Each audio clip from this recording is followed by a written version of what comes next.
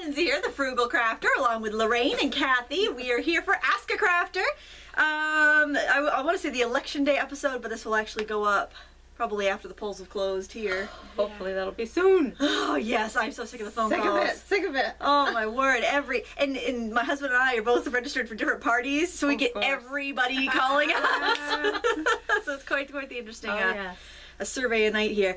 So I got this message here on the last week's video, and Paula Tainter thinks she saw you at Lake Placid, New York, in the Adirondacks at a hotel. Do you think maybe she could have saw you when you went to Niagara Falls? So no, not when I went to Niagara Falls, but I have a sister-in-law in Catskill and a sister-in-law in Great Barrington, Mass, which is right near. Oh wow! So, but I don't think so there at Lake Placid. Well, if you see people staring at you, Lori, because you're famous. Oh yes, I know. Yes. All right. I also wanted to mention that quite a few people have asked if I would keep a list of the different companies I'm talking about during the show. Well, actually, one of my viewers, Lindsay Lee, does this on every episode. She's fantastic. So if you look in the comments after show goes up, give it a day or so, and look for her comments. She'll put in chronological order and time stamps of when everything is discussed. Give her comment a thumbs up, and that will push it to the top. The more people that thumb up her comment, it'll bring it to the top, so that list will be right there for you to enjoy. So look for Lindsay Lee's list. She's very, very helpful. And somebody else asked, what if you have an urgent question? Where do we leave that? So maybe you don't want to wait for the big old jar to for your question to be drawn out. You can always ask it at Facebook. You can ask it on another video. I usually save these for the show because people like to hear their questions read out. So unless you say this is urgent, I need to know now, then it'll be saved for the show if you leave it on an Ask a Crafter video. But then again, if you say I need to know this now, I'll try to answer it right away. But Facebook is always a great place to ask because you've got 4,000 other crafters that are there too that, if I'm not right there to answer, someone will for sure. Okay. And if your question does get answered in the show, if you look in the comments, a lot of times people have other suggestions and advice and recommendations, so you can get a lot from your fellow crafters that way too. All right, let's go on to the questions. All right, Diana Colt says, is there a way to make your own watercolors to refill kids' little watercolor palettes? I have 36 grandchildren and want them to start into art young. That's fabulous. Wow, that is great. In this case, I think you might be better off to buy the watercolor palettes. For instance, Prang is probably my favorite kids watercolor palette because it's so vivid and bright. And I know a lot of adult stampers that use Prang. That's P-R-A-N-G, and it's available at Staples, Walmart, any like Blick online or any school supply place online. And if you order in bulk, like from Blick, usually they have discounts if you're getting 12 or more. I would just buy that and then get some tubes of student grade watercolor, like the Reeves brand is really nice, and just refill the cakes after they go dry. But I think it would cost you more to try to make 36 palettes from scratch, and it would be just to buy the ones already started and then refill as you need. Okay, Elizabeth Jensen. If you put ink in a water brush to make it like a brush pen, will you be able to rinse it out well enough afterwards to make it usable for plain water? You should be able to. I think rather than ink, you might be better off choosing like a liquid watercolor, because then you don't have to worry about it drying in the bristles, and it will definitely rinse out. Otherwise, you could try India ink. Just make sure you cap it when you're not using it, and I wouldn't fill it up and use it and leave it on your shelf for 2 years before you get to it again. I would rinse out the brush part and then cap it and put it back, maybe bristle side up, just so it can't the ink can't flow up in there. But you should be fine to do that. Okay. Lucy R. asks, I have been playing around with crystal resin epoxy. Why is my resin too soft? It does not harden like it's supposed to, and why do the bags stay sticky? Okay, usually epoxy resin will harden up on you, so probably your temperature where you're trying to cure it is too cold or it's too humid. In epoxy, you have an equal part hardener and resin. Maybe you just need to use a touch more hardener. I know the polyester resin I use, and when I'm trying to cure it down in my basement where it's a little cold and humid, I need to add more hardener or more catalyst. So you might just add a touch more of the hardener if that is in fact epoxy and not a polyester resin. If it's polyester resin, you need more catalyst or hardener with it, just a couple more drops. She has another question. Okay. What is the deal with paintbrushes where the bristles are going every which way?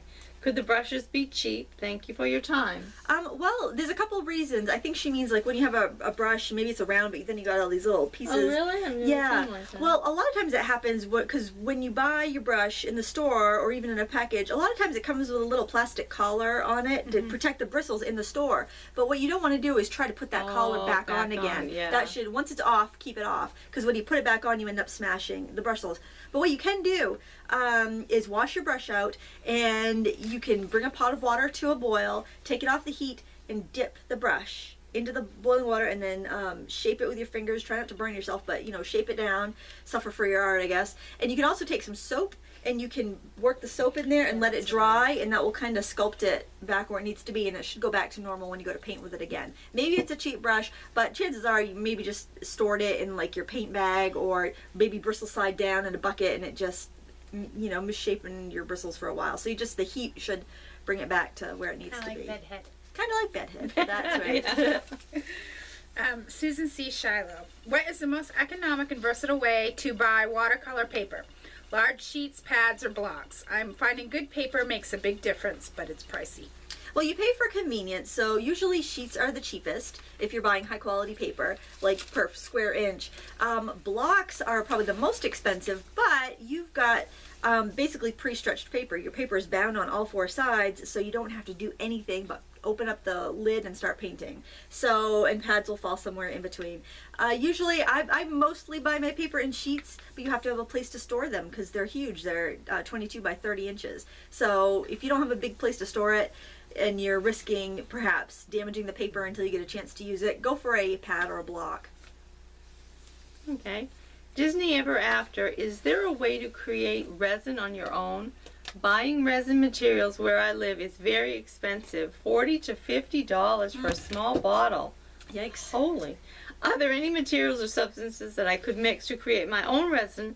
Doesn't have to be resin per se, just maybe some liquid type thing that dries hard and clear. Thank you so much. Sure, you could try something like Judy Kinn's Diamond Glaze or Crystal Effects or Glossy Accents. It's not going to be as durable as resin, but it will dry to a hard, clear coat, and it will dome. So if you're doing like Scrabble tiles or some other sort of jewelry where you just want that dome, those products will work for you. There's also ultra thick embossing enamel, but that's subject to cracking if you don't have it on a really stable surface. If you put it on something that could be bent, that will crack on you, so you want to make sure it's something that's really rigid if you're going to do that. But I would try, Glossy Accents or Diamond Glaze, something like that, or even like a water-based varnish from the hardware store, if that's all you have access to. Stan Key 626 1973. Hey ladies, I wanted to ask you about your glue sticks, the ones your mom bought for you. I think you said it was a huge box with tons of glue sticks. Do you know where she ordered from? Well, my parents have a hardware store with a bargain outlet, and it was one of those gems that came in the bargain outlet, and it was Stanley brand, I believe. And I think they had like an expiration date on them, so they were shipped them out to like the bargain outlet, and I don't know how a glue stick would expire, but anyway, so that's how I got that 25-pound box of glue sticks. It was a gag gift actually, but it turned out to be a very useful gift, and I was really happy to receive it. Sometimes that works. Yeah, you can always just ask at your local hardware store if they can order you a box of glue sticks and how much it would cost. And these were Stanley brand, in case you all-purpose glue sticks. Okay. Debbie Pippin asks, what is your favorite hot glue gun? Oh my gosh, that's crazy!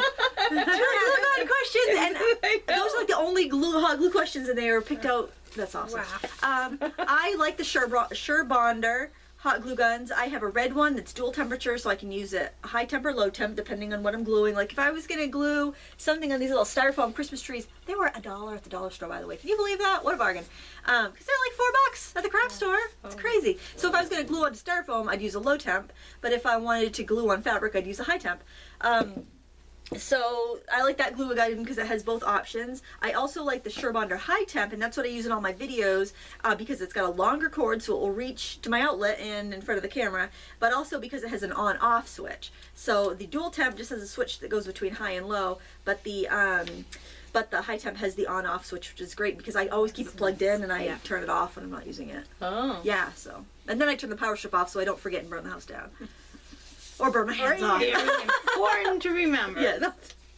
Go ahead. Is it you? I think so. I think so. Emily Klauser. Not an art-related question, but how long have you been on YouTube? About 4.5 years. Yeah, I know.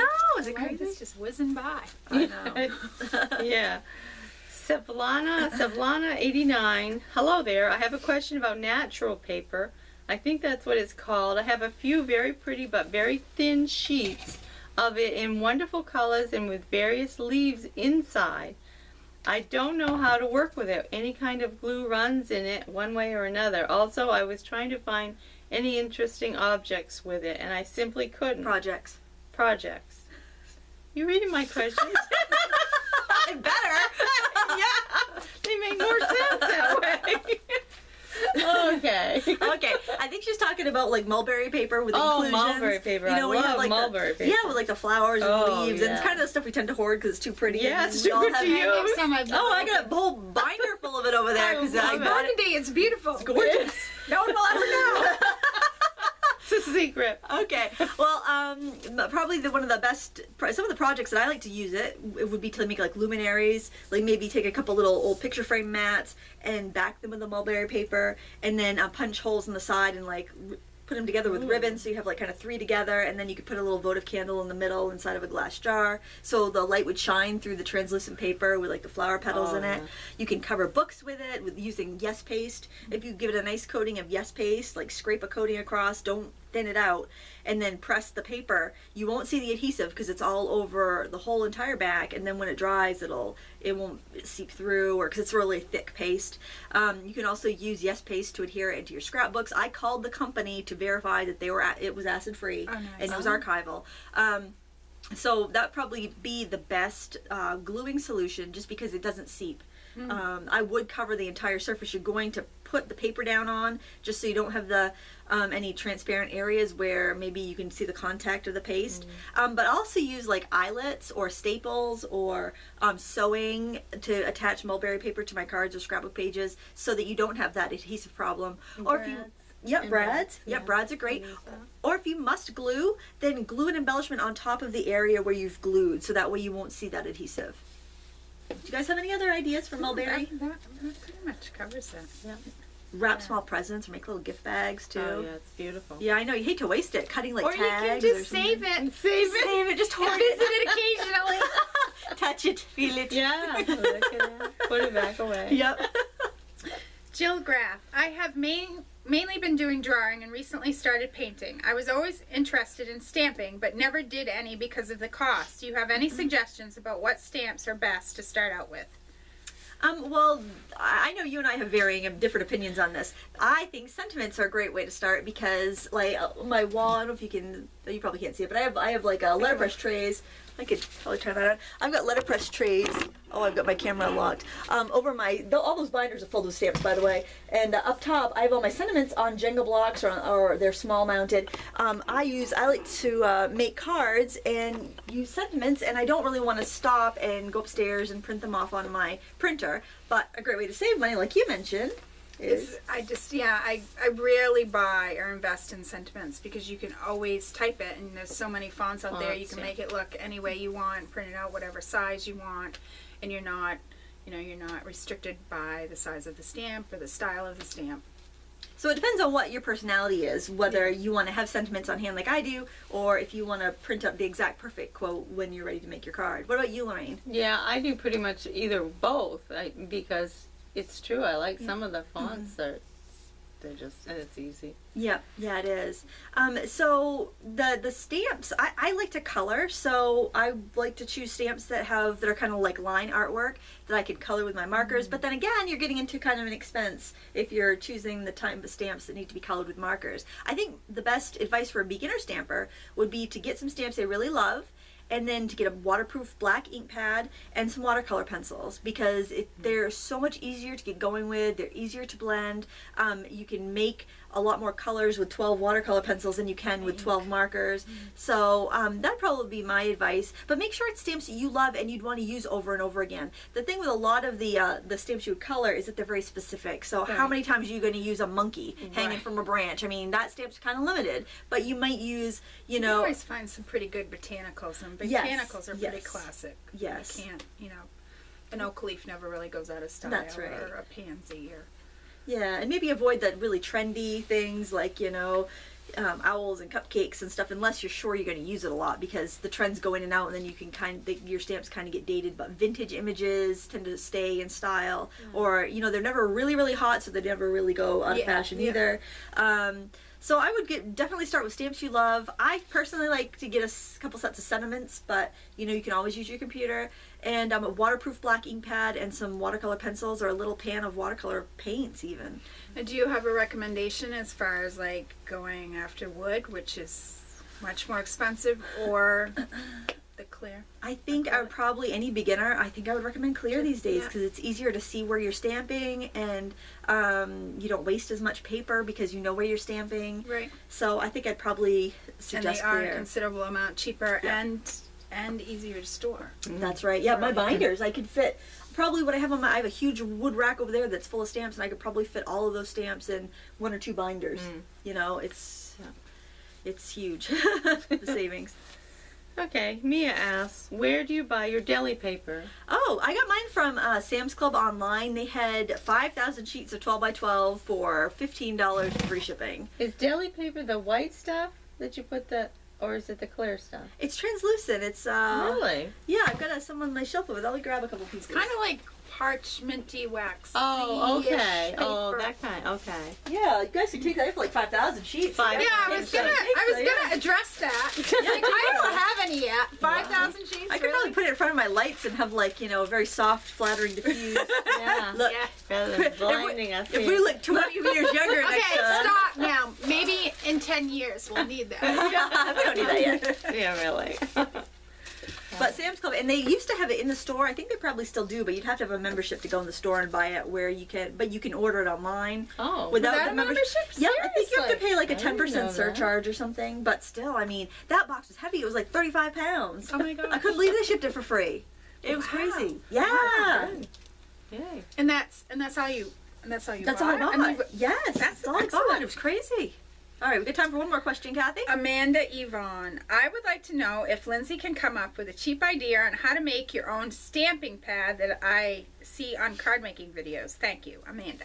All right, I've got a couple of suggestions for you. First of all, I saw a really cute video, and it was by the YouTuber Francie Martin. Her name on YouTube is Frenchy Stamps, but I think her channel is Francie Martin. Gosh, of course I'd butcher it. But anyway, she made her own little stamping pad out of a wet paper towel and re-inkers, and she did the cutest Thanksgiving cards. Oh, wow. I'll try to find that and put a link below if I don't forget. If I do forget, somebody else put a link below for me. So she just took a damp paper towel. She said you could use a baby wipe if you didn't have that. Put re-inker on it and made a multicolor pad that way. There's also a product called Cut and Dry Foam, which is basically your foam stamp pad material in a huge 8.5 by 11 sheet. You just cut it. Which I have in my collection. There you go. Have you used it? No. I actually have some too, and I haven't used it either. Did you get that? And then you can make pads any size you want with whatever color re-inkers or liquid watercolors you have. So, or you could even use like gouache if you want to make a pigment ink. But that's how I would do it.